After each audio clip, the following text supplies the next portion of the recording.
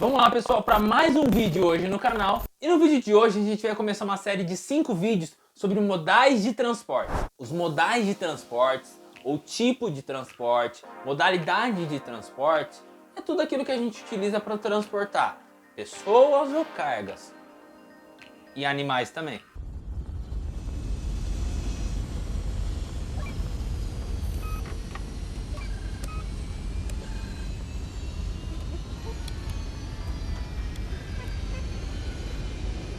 E se você acha que esse assunto não tem nada a ver com a sua vida, está profundamente enganado. Se não fosse a logística e seus modais de transporte, muito provavelmente esse celular ou computador que você tem aí não estaria em suas mãos. Provavelmente na sua infância você não jogaria esse famoso jogo.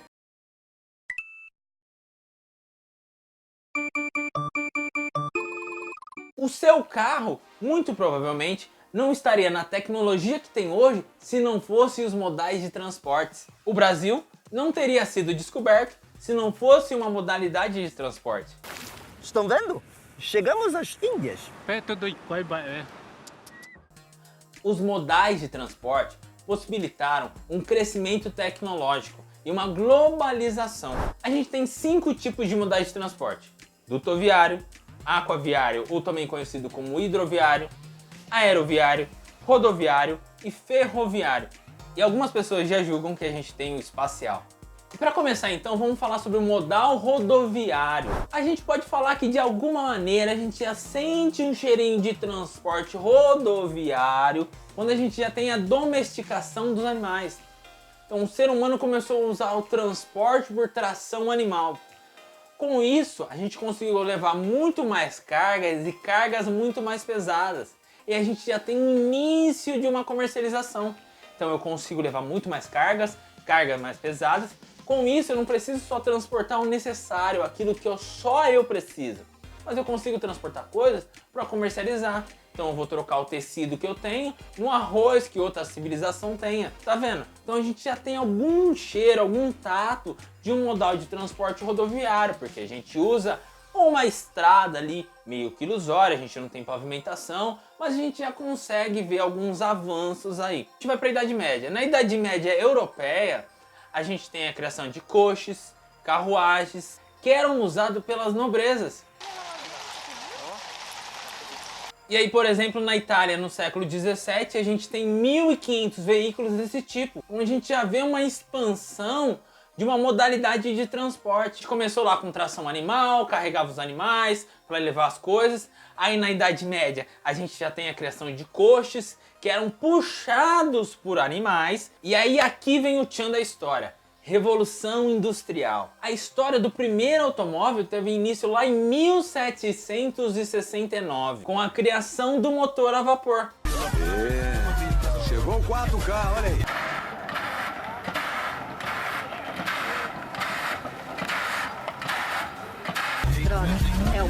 E aqui talvez o nascimento do automóvel moderno, em 1886, inventado por Carl Benz. Tomara que eu falei o nome certo. Como curiosidade, vamos dar uma olhadinha nos veículos, caminhões da época. Em 1886, a gente teve o primeiro caminhão Mercedes.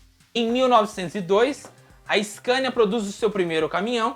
Em 1917, a gente tem o modelo TT, o primeiro caminhão da Ford. No Brasil, o modelo rodoviário é o mais utilizado. E como eu gosto de ressaltar a história para a gente entender como é a atualidade, esse modelo começou lá com a família real. A chegada da família real ao Brasil em 1808 trouxe também as 3 primeiras carruagens. A presença da família real cria uma grande transformação no Brasil. E aí no século XIX a gente tem a criação das primeiras rodovias brasileiras. Mas a ampliação só se deu em 1932, no governo Vargas, com a criação do Departamento Nacional de Estradas de Rodagem, o DENER, em 1937.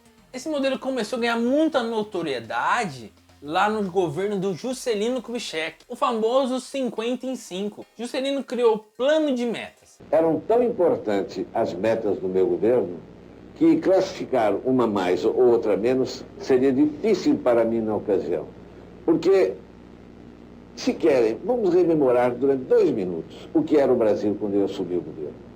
Era um país que tinha apenas 800 quilômetros de estradas pavimentadas.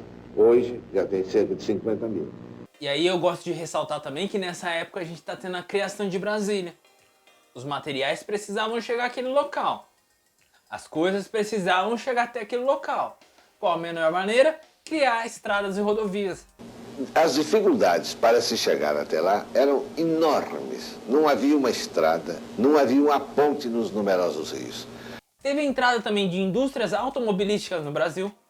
E se eu tenho a fabricação de carros, automóveis, caminhões e ônibus, eu tenho que ter estradas, ruas e rodovias para esses automóveis andar. Então a gente vê uma grande expansão nessa época do modal rodoviário, que era um modal mais visado naquela época. A gente precisava ter ali, 50 em 5 anos, uma evolução. O modal rodoviário ele é realizado através de estradas, rodovias ou ruas, pavimentadas ou não. Nesse modal eu posso utilizar ônibus, caminhões, carros, motos, qualquer veículo automotor que ande em estradas, rodovias e ruas. E aí o legal do modal rodoviário é que é um dos únicos que eu consigo transportar de porta a porta. Ou seja, eu pego no local exato uma carga e entrego no local exato. Coisa que eu não consigo fazer com o modal aeroviário e aquaviário. Lembra da greve dos caminhoneiros? A paralisação nas estradas já provoca desabastecimento. O Brasil era quase seu todo transportado por caminhões. Agropecuária, combustíveis, roupas, enfim, a maioria das coisas é feito por transporte rodoviário. É por isso que a gente vê nas estradas tantos caminhões. E aí, uma das sugestões discutidas pelos governantes e por empresas privadas é também dividir um pouco desse modal com o modal ferroviário. Você tirar um pouquinho do modal rodoviário e colocar no ferroviário, como é feito muito nos Estados Unidos. Você tem também uma distribuição lá no modal ferroviário. E aqui no Brasil ele é pouco utilizado, mas a grande maioria é transportado no modal rodoviário. E quando você é dependente de um modal só na sua grande maioria, é isso que acontece. Quando você tem uma parada inesperada, o país inteiro sim para. Vantagens do modal rodoviário. Entrega no local exato. Como eu falei, eu pego um caminhão, carrego ele e levo no local exato da descarga. Uma pessoa, por exemplo, no transporte humano, eu pego o meu carro e vou no local exato que eu quero ir.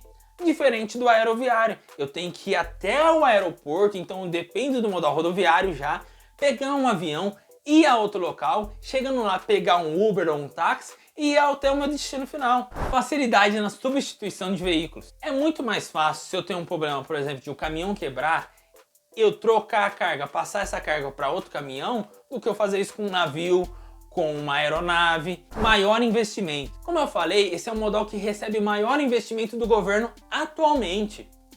Mesmo a gente tendo as rodovias, estradas meio que sucateadas, porque a gente tem buracos e buracos, estradas não pavimentadas, é um modal que recebe maior investimento do governo atualmente. Facilidade na contratação de serviço. É muito mais fácil eu contratar uma transportadora ou até comprar uma passagem de ônibus do que eu ir lá num porto e contratar algum navio para transportar minha carga.